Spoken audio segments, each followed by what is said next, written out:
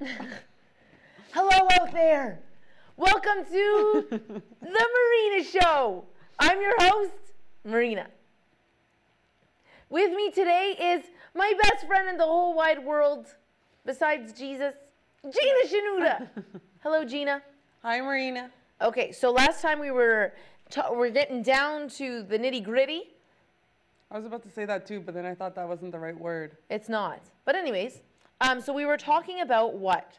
Trials and tribulations. Trials and tribulations. Mine, which are not that cool. They're not that cool, but guess what? Most of the people are youth, and youth don't really have cool trials and tribulations. I don't need you to tell me you, walk through the Red Sea. That was Moses. Yes. He was a friend of mine back in the Old Testament times. Excellent work. Yeah. So, Gina, we're just going to review what happened. So, you were in Vancouver for 4 years. Yep. I did a year exchange too, remember? Oh, yes. Excellent. You went to Denmark? Yeah, that was fun. Okay. So then, cut. Just kidding. So then we went where? We came back to Toronto. We couldn't find a job in Vancouver. You came back to Toronto. Couldn't find one here either. Couldn't find a job, and now you're done with your degree, so you're at this point in your life. There was a lot of pressure. It was basically coming down to the point of either find a job or find a man. You know what I mean? Those were your two endpoints. Yes. Love the community. I take it you didn't find a man. Well, if I'm wearing your ring tonight, what does that mean? Anyway, so continue. But it's hard because actually that's another thing we should talk about at one point. When you have your degree and it's all of a sudden all this pressure for you to get married, it's ridiculous. But there is a lot of pressure from the community. Are we talking? Is that what the show's about? No, the show's about my trials and tribulations. Okay, but we'll this is talk one about of that them. on another. Oh, this was like. Why don't we talk about? We'll start with pressure to get married. Well, it was just the pressure in general. They just put pressure overall on everything, but it's like a cooker. What do you think about it? What do you think about? Well, it was hard because remember I told you I grew up never being part of really the Coptic community. I was always part of the Coptic community. Don't get me wrong, but I was never really close. I didn't have close friends, a lot of them, except for you, as I was saying, to the Coptic community. So it was hard because I've always been, I think for the longest time, I thought I was white too growing up. Until I went to Vancouver and I was like the darkest thing they have. You should know. Yes, they thought I was. Anyhow, so it was hard because my friends became just my church. Like my high school friends were all over the place and my university friends were across Canada. So it's not like I had any other friends to turn to. Mm-hmm. I'm not saying they're my last resort, but they weren't what I grew up with or what I was used to. So it was hard. And it was a different environment for me to come into, and I didn't know how to react. And I felt all of a sudden, you know me, there's no filter through my system, and I'm very liberal in my ways and my views, and that's not our community at all. So I felt a lot of times I was condemned. I'm sorry, Marina. I don't know what you want me to talk No, you're talking about great. I just keep going on the show. Okay, audience, I've had mosquito bites for 3 weeks. They hurt. So I took Benadryl, nighttime. I'm kind of drowsy. Continue, okay, no, Gina. ask me a question. So, Gina, I want to know what you think about the marriage pressure. Really? Yeah. We're going to go there? Yeah. Just to talk about it briefly. Okay, well, I don't appreciate it. Okay. The most awkward one was I was attending a funeral and a woman decided to tell me, I'm like, dude, my relative just passed away. Please don't be talking about this. There's the time and place for everything, but if out of all things. At a funeral? Tons, man. If you're going to talk to us about getting married, do it at a wedding. You walk up to us, they're like, hi, Habibi, Belik. We had the fissura. No. If there was, he'd be at the wedding, if you know what I'm saying. And I understand I'd be up there. It's just a common thing to say or whatever. But when it comes from your family also, it becomes kind of annoying, It's like, okay, I understand. Back in the day, by this time, my mom was on her 3rd child. Okay? Oh my gosh. Yeah, that's ridiculous. But we're not living in those times anymore. And so we must, I don't know, tons of uncles out there, it's normal. And Gina, my question to you is, Well, how do you actually feel about it? Does it scare you? Are you scared about getting married? Of course, Why? because boys have cooties. Okay. No, seriously. Because I feel like a lot of Coptic women have this embedded fear that nobody's going to love them. That nobody's actually going to appreciate them the way they are. That they have to be something else for them to be loved. Or all my friends are going to get married and I'm going to be the last one. How many of you guys have had that thought? I know it's gone through my head. Oh, for sure. For sure. And another one is trusting a man. Right? That's hard. Mm-hmm. I don't know how I'm going to wrap my head around that. So I think the main thing for that is prayer. It's what we were talking about before, like that you're telling Christ, I'm going to align my will with yours. Like life is a process of dancing with Christ and let him lead, and then you fall into, I always say dance with God, he'll let the perfect man cut in.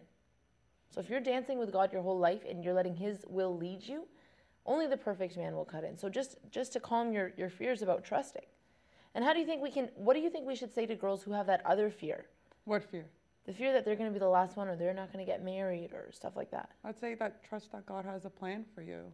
You know, there's like always those women that you see at church that are much older and are still single. And unfortunately, our parents, it's a lot of it has to do with culturally.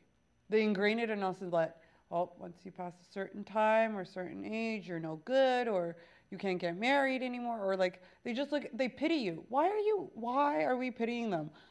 What about the people that are in a relationship or married and have an abusive husband, right? Or a horrible relationship and they can't get out of it because their husband didn't cheat on them or whatever the consequences are. Yeah. Do you know what I mean?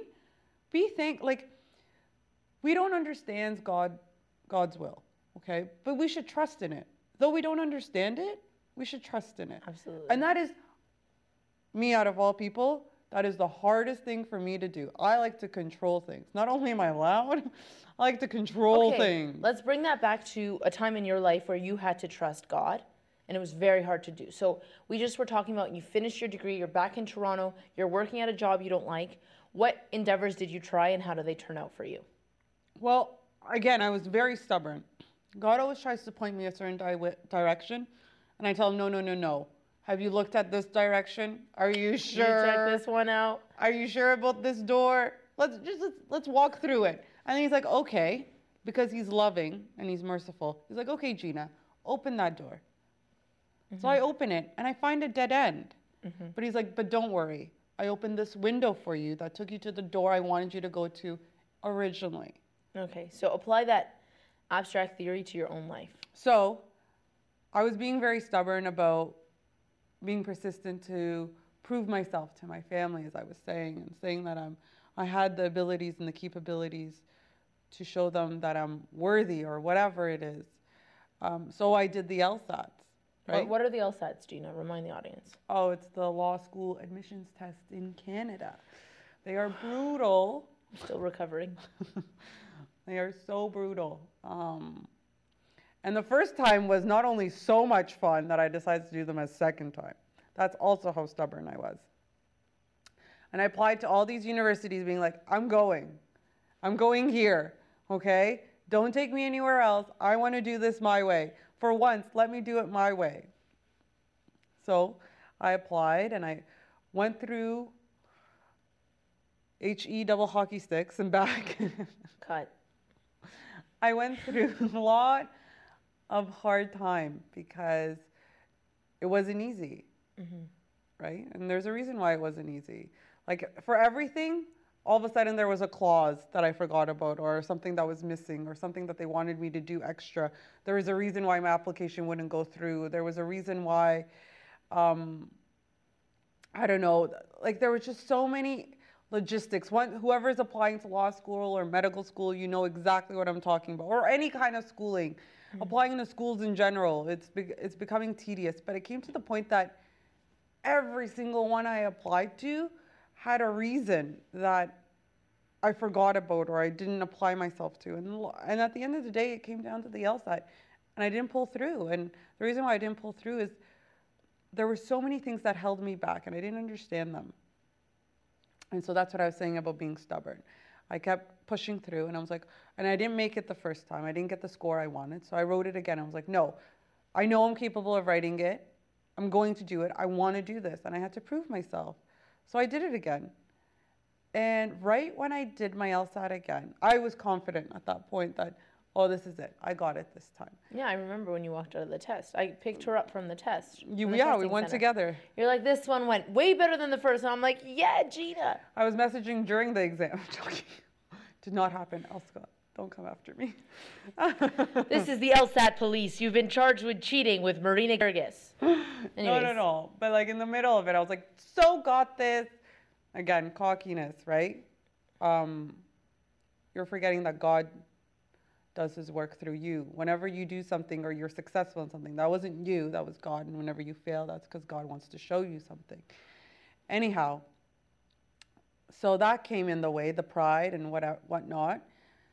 And then after a while, like out of nowhere, remember? Like my applications to England, how did that even happen? Mm-hmm. They just came out of the blue. It's like, well, why don't I try out my applications to England? I went to Europe once. I loved it. Let me give it a shot there. I went in and I applied to a school, and it was my number one school. And then the LSATs came out, the results came out, and the same day, not the same day, but like I think it was, how long ago was it? It was like not within the week, we found out the information. My number one school in UK also replied to me, and they accepted me. And it was like, with every bad news, there was a good news. And I understood from then on that this is where I needed to go. And this is where I was supposed to go originally. I just didn't know that because, little did the viewers know. Sorry, I forgot to mention you the story. In the summer, I also applied to the UK, and I got in then, but I decided to defer it because I wanted to be stubborn, go through the other door. God, you haven't seen this door. Let's see, the LSAT's here. Mm-hmm. And then I ended up going back to where I started. But I learned a lot this year. I got great experience that I didn't think I was going to get. I left my old job. I'm at a new job now. At a law firm. Yeah, and it's much better. But I didn't know I would be here with no skill. Thank God. So Gina, you've really showed us over the course of these 3 episodes that God's will works so much better when we decide to stop following our path and pursue his. Thank you so much for joining us on The Marina Show. Thank you, Gina.